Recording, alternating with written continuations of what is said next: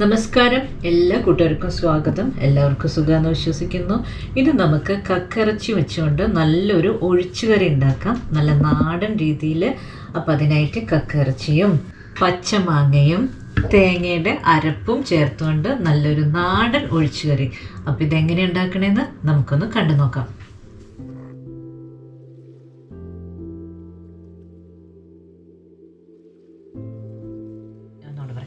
ഇപ്പം ഞാനിവിടെ ഒരു ബൗൾ കക്കിറച്ചി എടുത്തിട്ടുണ്ട്. ഇതിന് നന്നായിട്ട് കഴുകി വൃത്തിയാക്കി എടുത്തിട്ടുണ്ട്. നമ്മൾ കക്കിറച്ചി വൃത്തിയാക്കുമ്പോൾ അതിന് ഞാനൊരെണ്ണം കാണിച്ചു തരാം. ഇതിൻ്റെ കക്കിറച്ചിയുടെ മേലെ കാസ്റ്റ് ഉണ്ടായിരിക്കും. അത് നമുക്കിങ്ങനെ ഒന്ന് ഞെക്കിയാലൊന്ന് എടുത്ത് കളയാവുന്നതേ ഉള്ളൂ.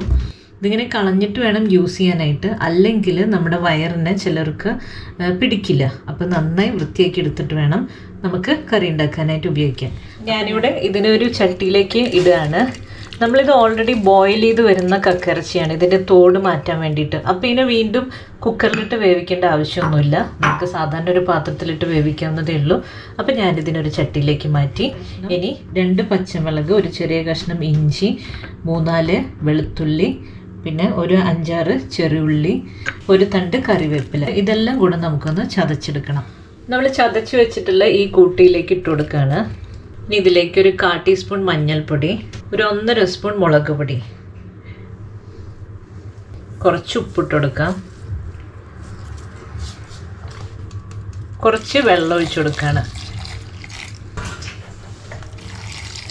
അപ്പം ഇതിലേക്ക് കുറച്ച് വെള്ളം ഒഴിച്ചു കൊടുത്തോ. ഇനി ഇതിനെ നമുക്ക് അടുപ്പത്ത് വെച്ചിട്ടൊന്ന് വേവിച്ചെടുക്കണം. ഇപ്പം നമ്മൾ കക്കേനെ വേവിക്കാൻ വേണ്ടി വെച്ചിട്ടുണ്ട്. പിന്നെ ഞാൻ എടുക്കുന്നത് ഒരു പച്ചമാങ്ങ മുഴുവനായിട്ട് എടുത്തിട്ടുണ്ട്. എനിക്ക് മാങ്ങയുടെ പുളിയൊക്കെ ഭയങ്കര ഇഷ്ടമാണ്, അതുകൊണ്ട് ഞാൻ മുഴുവനായിട്ട് എടുത്തു. നമുക്കിപ്പോൾ അത്രയും ഇഷ്ടമില്ലാത്തവരാണെങ്കിൽ ഒരു പകുതി പീസൊക്കെ എടുത്താൽ മതി. പിന്നെ നമുക്ക് തേങ്ങയുടെ ഒരു അരപ്പ് തയ്യാറാക്കാനുണ്ട്. അതിനായിട്ട് ഒരു അരമുറി തേങ്ങ ചിരകിയതെടുത്തിട്ടുണ്ട്. പിന്നെ ഒരു 2-3 ചെറിയുള്ളി, 2-3 അല്ലി വെളുത്തുള്ളി, ഒരു ചെറിയ കഷ്ണം ഇഞ്ചി, ഒരു തണ്ട് കറിവേപ്പില, ഒരു 1/4 ടീസ്പൂൺ മഞ്ഞൾപ്പൊടി, ഒരു 1/2 ടീസ്പൂൺ മുളക് പൊടി. ഇതെല്ലാം ചേർത്തിട്ട് നമുക്ക് ഇതിനെ നന്നായിട്ടൊന്ന് അരച്ചെടുക്കാം. ഇപ്പോൾ നമ്മുടെ കറി തിളയ്ക്കാൻ തുടങ്ങിയിട്ട് ഒരു 5 മിനിറ്റിൽ മേലെയായി. അപ്പം ഞാൻ ഇതിലേക്ക് ഇനി അരിഞ്ഞു വെച്ചിരിക്കുന്ന മാങ്ങയുടെ കഷ്ണങ്ങൾ ഇട്ട് കൊടുക്കുകയാണ്. ആദ്യമേ ഞാൻ ചേർക്കാൻ എന്താണെന്ന് വെച്ച് കഴിഞ്ഞാൽ ചിലപ്പോഴും മാങ്ങ നന്നായിട്ട് വെന്ത് ഉടഞ്ഞു പോകും. അപ്പം അതില്ലാതിരിക്കാൻ വേണ്ടിയിട്ടാണ് ഇപ്പം ചേർക്കുന്നത്.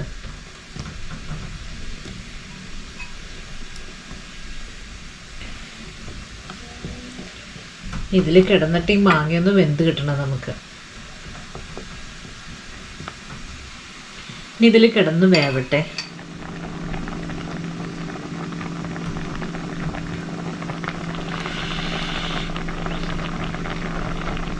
മാങ്ങ ചേർത്ത് കഴിഞ്ഞിട്ട് കറി തിളയ്ക്കാൻ തുടങ്ങിയിട്ട് കുറച്ച് സമയമായി. ഇപ്പോൾ മാങ്ങയുടെ പീസൊക്കെ വെന്ത് തുടങ്ങിയിട്ടുണ്ട്. അപ്പോൾ ഇനി ഇതിലേക്ക് തേങ്ങ അരച്ച് വെച്ചിരിക്കുന്ന അരപ്പ് ചേർത്ത് കൊടുക്കാം.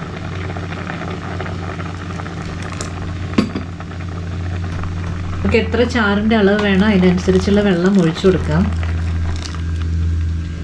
ഇതിലേക്ക് നമ്മളിപ്പോൾ അരപ്പെല്ലാം ഒഴിച്ചു കൊടുത്തിട്ടുണ്ട്. ഇനി ഇതിൽ കിടന്ന് കുറച്ച് നേരം ഒന്ന് തിളയ്ക്കട്ടെ.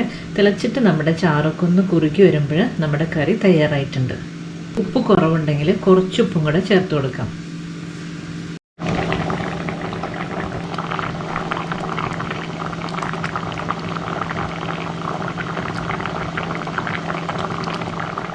ഇപ്പോൾ ചാറെല്ലാം കുറുകി തുടങ്ങിയിട്ടുണ്ട്. അപ്പോൾ നമ്മുടെ കറി ഇവിടെ തയ്യാറായിട്ടുണ്ട്. നമുക്ക് ഫ്ലെയിം ഓഫ് ചെയ്യാം.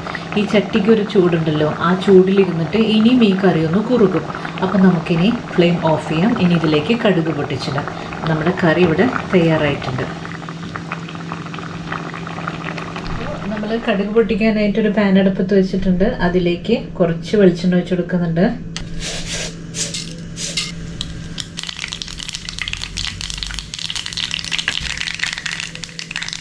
രണ്ട് വറ്റൽമുളക് പൊട്ടിച്ചിടുന്നുണ്ട്. 2-3 ചെറിയുള്ളി അരിഞ്ഞത് ചേർക്കുന്നുണ്ട്.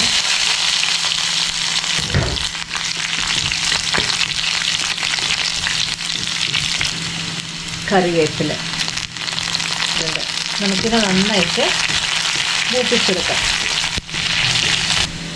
ഇനി ഇത് ഈ കറിയിലേക്ക് ഒഴിച്ചു കൊടുക്കാം. നല്ല പച്ചമാങ്ങയൊക്കെ ചേർത്തിട്ടുള്ള നല്ല നാടൻ കക്കിറച്ചി കൊണ്ടുള്ള ഒഴിച്ചുകറി ഇവിടെ തയ്യാറായിട്ടുണ്ട്. കക്കിറച്ചി കൊണ്ട് നമ്മളെല്ലാവരും റോസ്റ്റ് ഫ്രൈ ഒക്കെ ഉണ്ടാക്കാറുണ്ട്, പക്ഷെ ഒഴിച്ചുകറി അങ്ങനെ അധികം ഉണ്ടാക്കാറില്ല. പഴയ കാലത്ത് നമ്മുടെ അമ്മമാരൊക്കെ വീട്ടിലുണ്ടാക്കിയിരുന്ന കറികൾ തന്നെയാണത്. അപ്പോൾ ഇത് എല്ലാവർക്കും ഇഷ്ടമായി കാണുമെന്നാണ് വിചാരിക്കുന്നത്. അടുത്തൊരു വീഡിയോയുമായി ഇനിയും കാണാം. നന്ദി, നമസ്കാരം.